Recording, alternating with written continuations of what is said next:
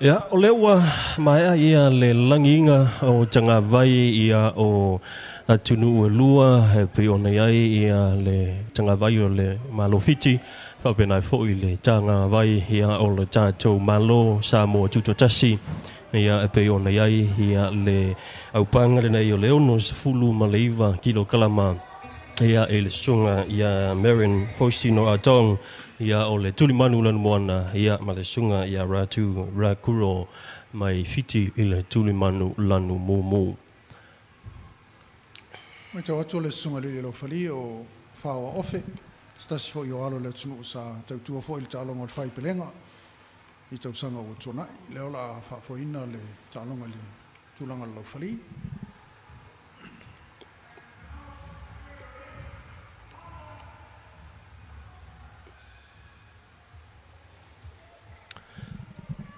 Tamil sanga mua ia o lo wa fanga solo nei le va o le sunga ia Faustino Marion Tong me se foi ia o le sunga ia Ratu mai i le tulimanu le moana po le malofiti.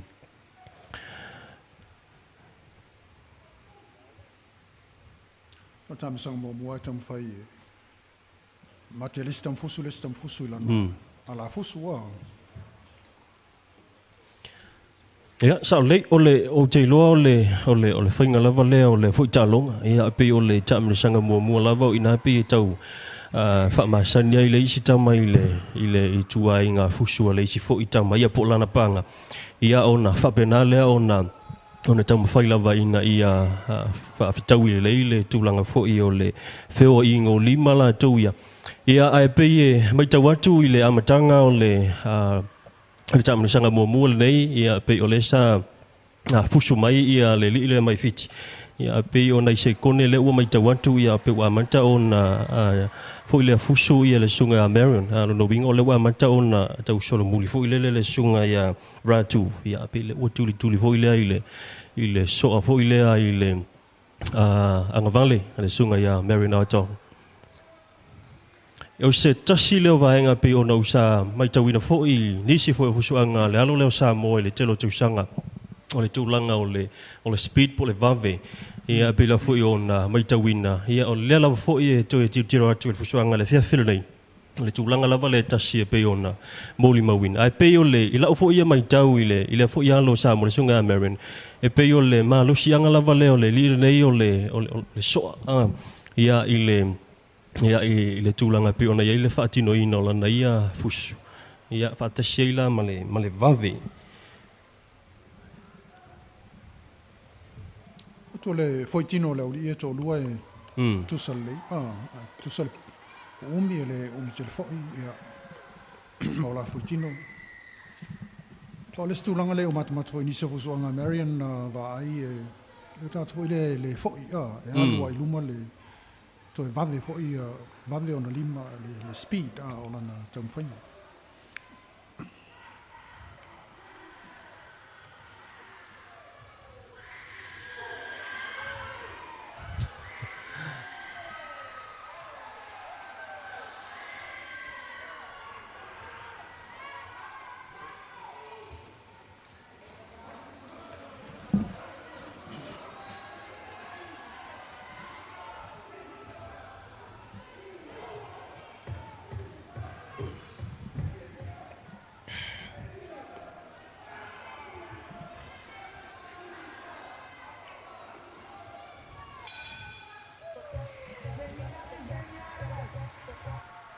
Ya la sa mai tau le tam sang mo mua vai le va le fusuanga le va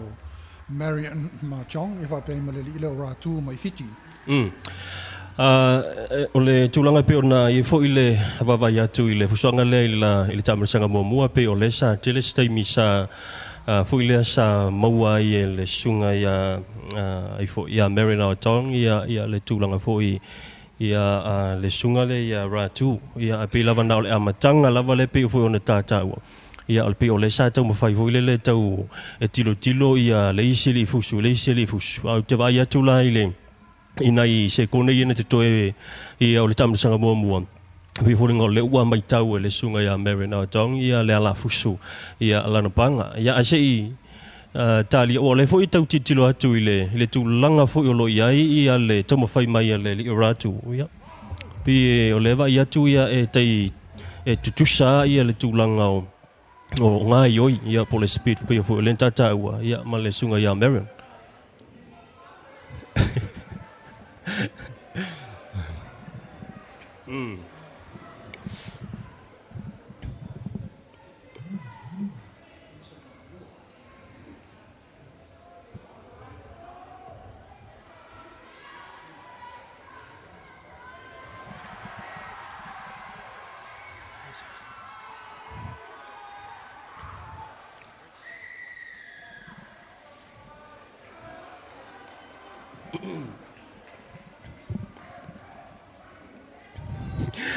tau mai tau atu pe o le ua mai tau ran tau whaali ali foi lele ia lima foi lele o le li le mai fiti Ratu pe o lai tau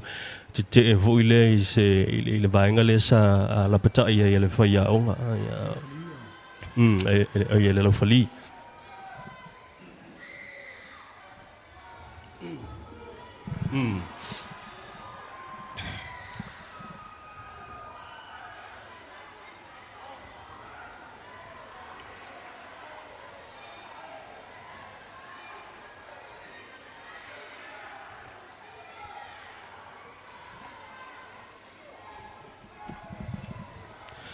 o te lo le fetau i le lei ia le tau foi le ata tau ma le tau Australia le wa o te lo le a to le vai aso talu on tau no mai le tatu fusu le ia le sunga ya Marion ami se foi o sunga ya ato ia au le foi fetau i le lei ma le tulanga lo ia i le tatu tau i nei Samoa ai i le mai tau atu i le tamiru sanga lo na lua mai le tamiru sanga mua ia e pe foi mai o le ai mai tau ina ia le speed lava lea male afoi male vave lea lo o whaonga ina e le sunga ia Marion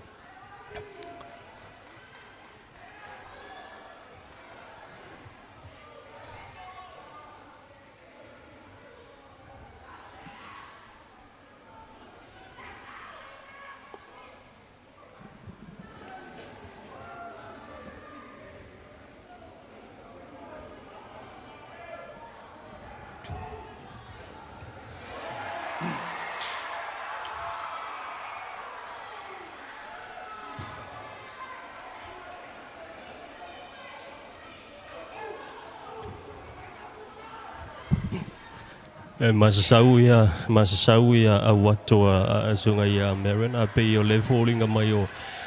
lo tau mawhai le sunga ia Ratu e tau sa ili se awala fo ile tau tau fiofia ile masasau te leo o tau au le sunga ia Marion ia le pe ona silsila mai le tulanga ia o lo ia le ile afo le tulanga lo ia ile le whaanga i o inga o le o tau au o le lile nei o Marion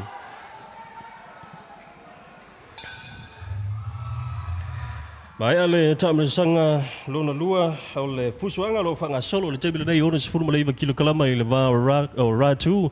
mai i le tulmaru la tulu fiti ma sunga ya Marion Faustino a Tong ia o le tuli manu le moana ia mo Samoa mai tau atu e whiolola nai taimina maua le ia Marion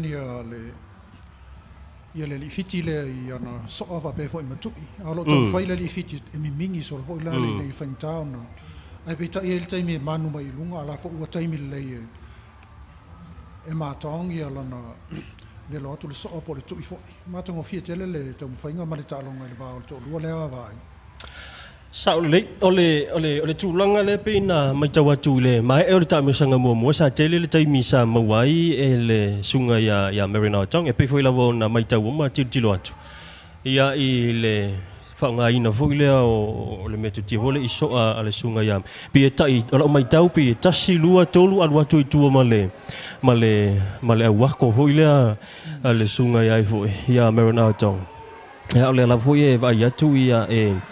tau nuu le leia ia awato le sunga ia Marion ia i vaenga o le tino ia o le sunga le ia Ratu faisi na vave tele o le ole anga vale ole tau ole anga vale le sunga ya Marion e pila fo na mai tau atu ya ile tamisanga le ana mai atu nei man tamisanga le ufa ngasol ale va ya tu be o le lava e fu poto fo ile le ratu ya be ya va ya tu a matau ona sawa ia le fanga ia fo lo tau au sunga ya be wa matau na tau va vele solo muli tu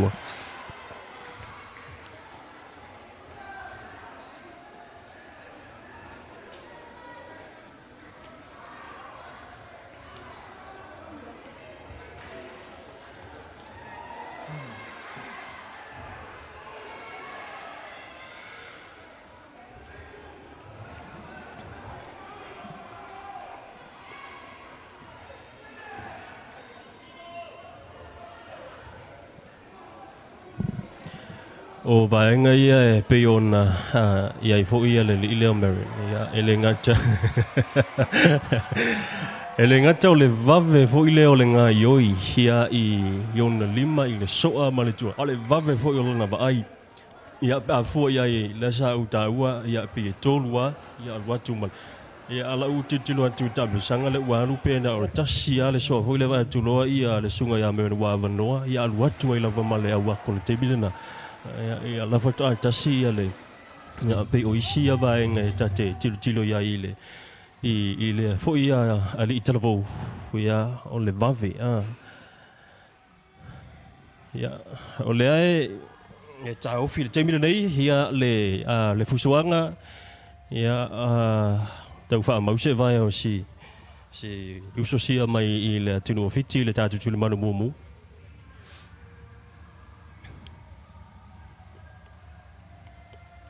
ya wale ai si tono le tatou fale matamata nei wa toi fia tu wale tatou fale matamata wa o le tali ngale tulanga o le tatou talonga le sunga ya ato ia ma sunga ya apisai ma le tu fit tambi sanga tolu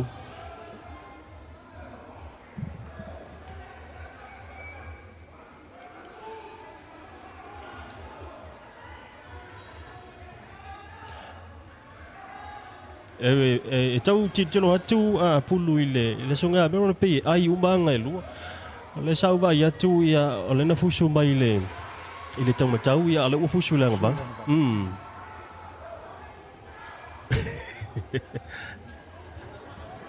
ai la woto tu sai ala ai lo ia ia o Upolu le talifonga ia ana sunga ia Ratu ala futo tau fie mo le taimina nei ia le tatou talonga lo fanga solo ia o mau foi sia vano e to ile sela le ile o Ratu o te lopo o sta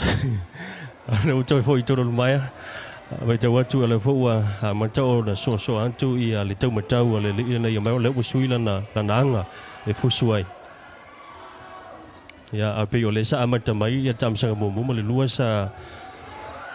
tomatau ia le wanga vale ia tu atu fo ile nga vale ma tu ma losi la vale nga vale le ile nei o Marion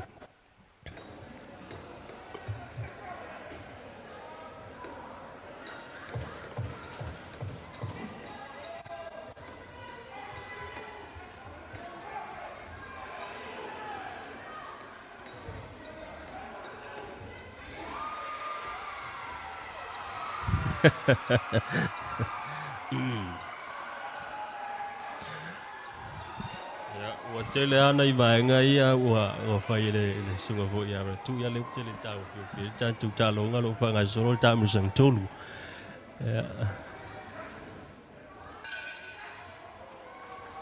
ala ia fo nga pona na fi va e tau ko kikia pa ia ile ino o tengi o le la o te tele si ia le la to fa tino mo ile lam ta upu ia e pe tu sala fu so la ia tu so le umi le pu telefoni ia pe o le tau whainga le sunga ia Ratu o pe mi mingi aga I lalo le tino tangata o le malo si ona vai alo solo I lalo ai mana ia mai taimi ana maua le ia Ratu le tu ia Marion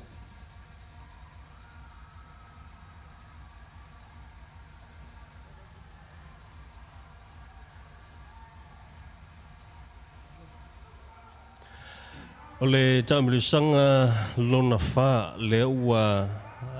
leo le fanga solo ile teimile nei ile vala vale ole sunga ya Marion Tong ya malisunga ya Ratu mai ile malofiti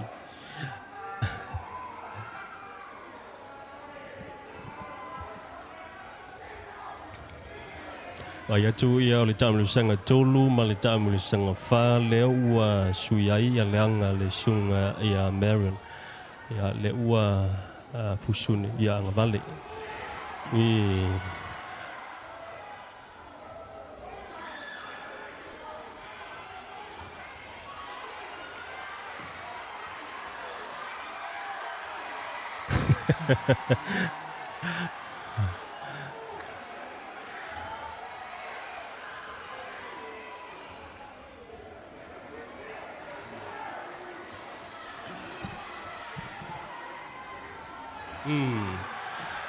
Le anga vale le leo o Marion pe ua tua to ye lu na mamafa ila na anga vale le le na sa sau mai na au wato le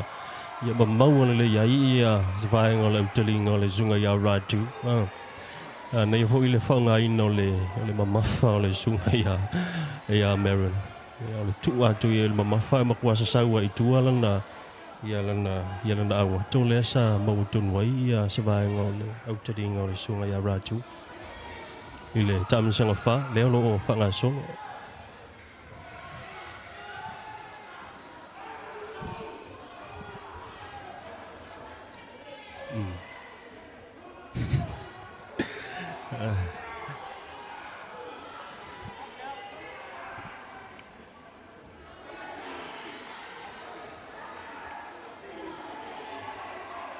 ya olai fai mala peta i le li lo fali o tau ma lalo tele ia le puno le le Ratu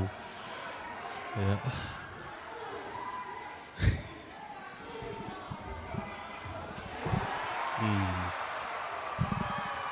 al watu le tau ma tau al watu le ngavale le ma losi la vai tas ya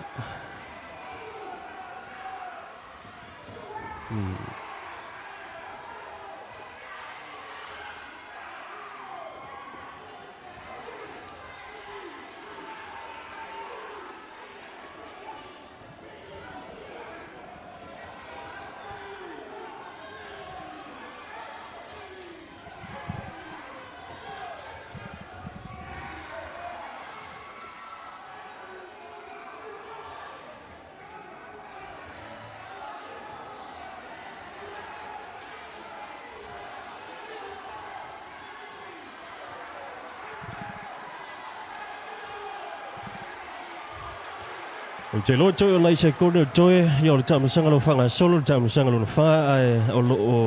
moli mo wi fo I ma tamata tu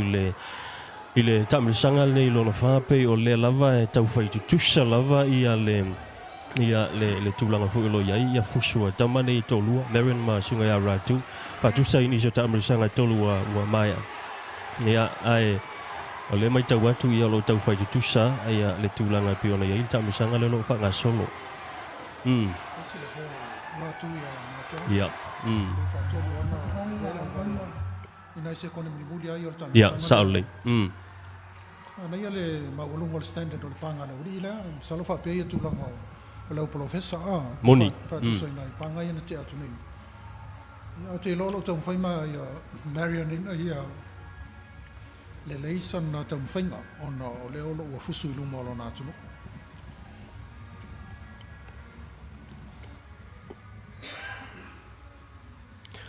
O le whaiaonga le sunga ya Marion, ia o le tua o le sunga ya Ato Whawangali, le sunga ya Stephen. Ia, te le fo le sa o le fo tamali I o le tātou tunu ia I le tampa whainga o le atina e o fusuanga. Ia, wa o le fōringa mai nei, fo I le sui le kalapu le Upolu sawai I le fo sa tolengi le sunga ya Stephen. Ia, po le tua le sunga ya Ato, ia I le tulamanu le moana le olo o whaia o ngai fōi ia le sunga ia Marion.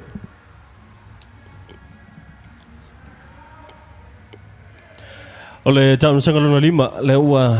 whanga solo le teimina nei. Ia, anga ia tui tonu ia le fusu le sunga Marion, e Ratu. ya mo tau ai ia soa le li nei o Ratu tali mai le sunga ia Marion ya tau mo failo fo I Marion sa ilia sa vanoai ya fa sao toi lava ia sana awato ma Lucia ya aleva ia tu ia pe ole alua tua ma tau nu le fonga ya soa le sunga ia Marion ya ile ifolinga ifonga le sunga ia Ratu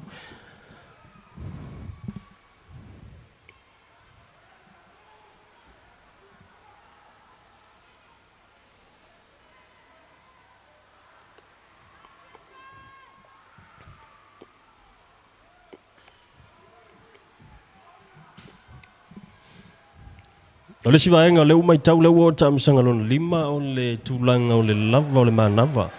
ma le fitness fo ai la uia tilo le speed lava le sa ia ile matanga mai le round 1 si o mai lava le tam sanga le lon lima fa nga solo ole vainga na lo mai tawina I tamani to lua le sunga ya Marion ma malana panga ya Ratu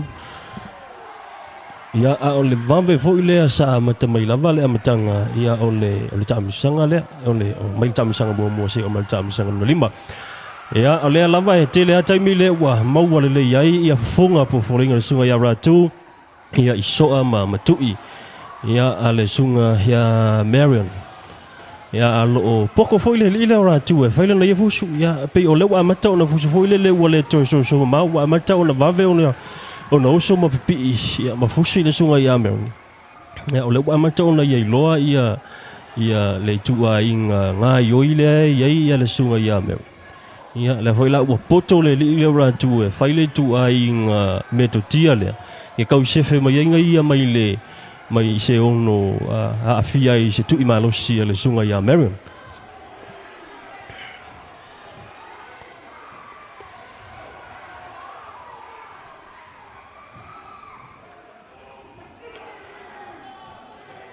au wato malosi le na uma tu nei pe ama se I nisi o ole le I fo linga ole fo fonga le sunga ia Ratu ia ina ona fa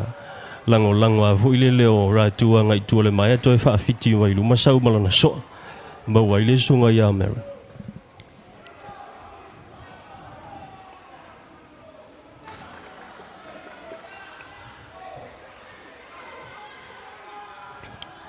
Baca watu le wa mata ona tuli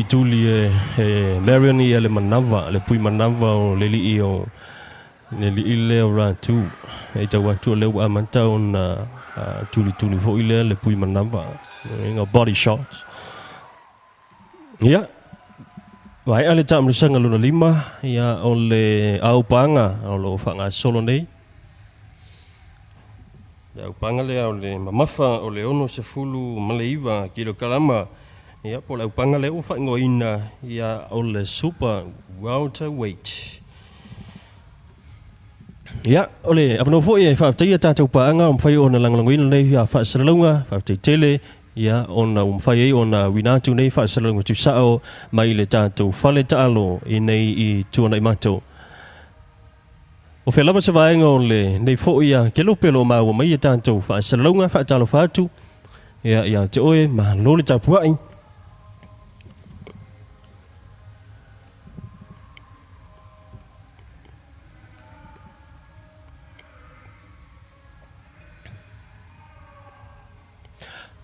Mole tamrisanga lona lima lea na mai atu nei ia I lau ia tilo iai na tele le taimi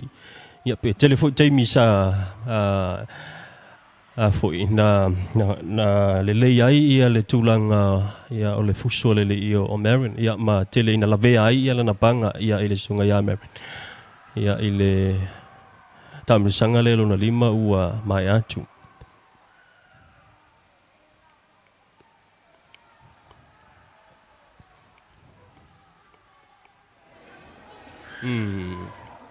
le kolosi le au te loa ana maua le lei ia le au vai o le sunga ia o le li le Ratu le kolosi le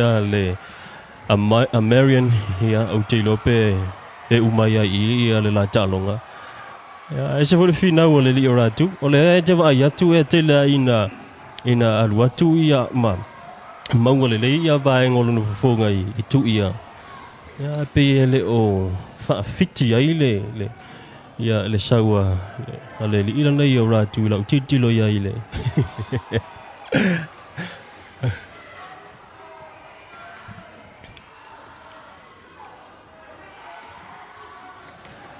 matua ole matua lava ole malosi ole li ile o Marion pa fu ia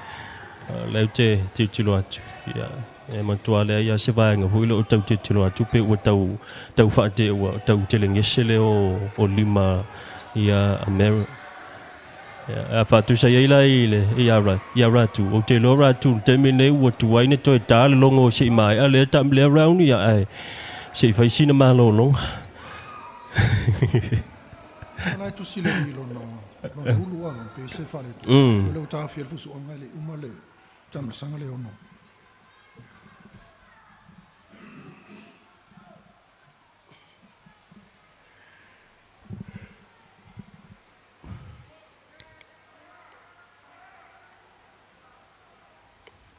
te vai atu pe I se vai ngole fonga o sunga ia Marion lai tau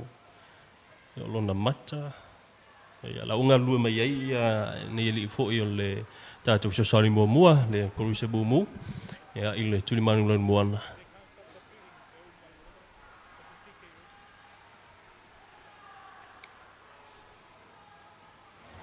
o leu te tau ia sa feto ai ila utau tilo atu I le ia le feto ai ulu o Marion ma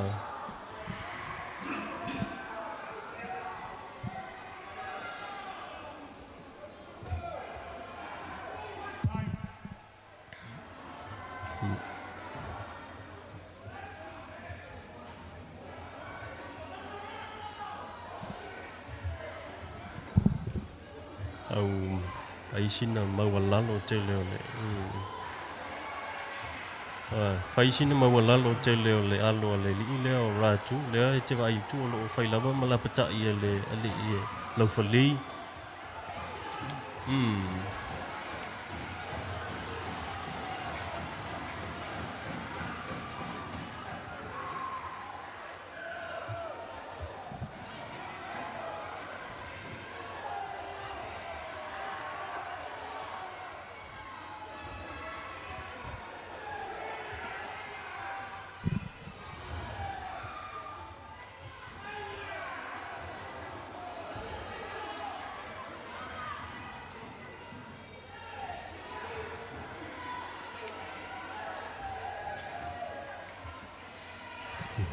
nei le apakah kia Marion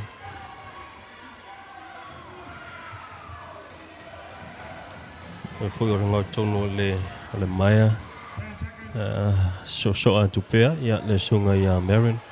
ia pe o le lava fai lava ma alo foi lea ia le sunga ia Ratu tamsanga muli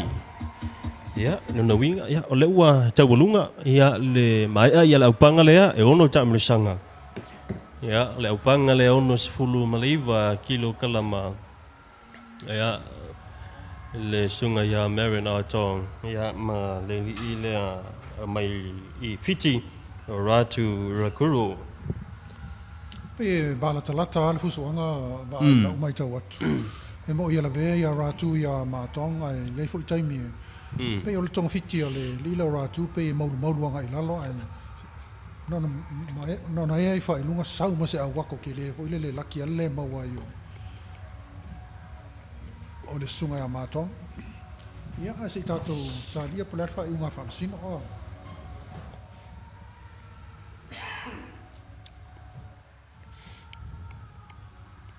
ia o Faustino lo o mai tau atu ia o nisio Faustino me Australia ia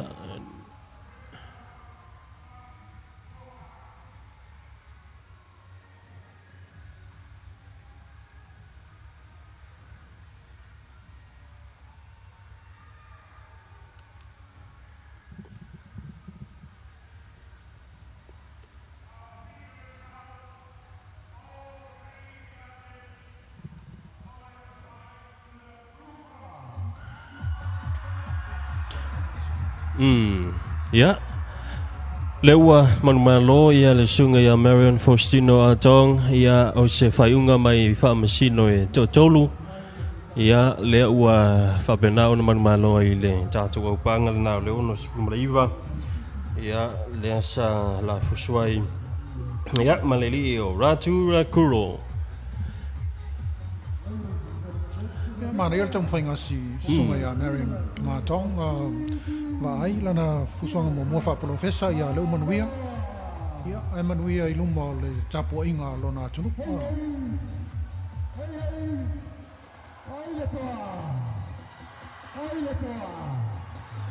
E whatala whatfo i tātou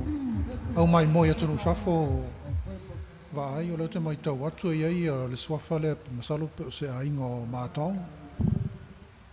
I le sunga ia Michelle Lauifata a Tong. Ia whaftail tā puai a leo maua mai le ua manuia le fusuanga mātong e lana tam whinga mo mua whapolofesa.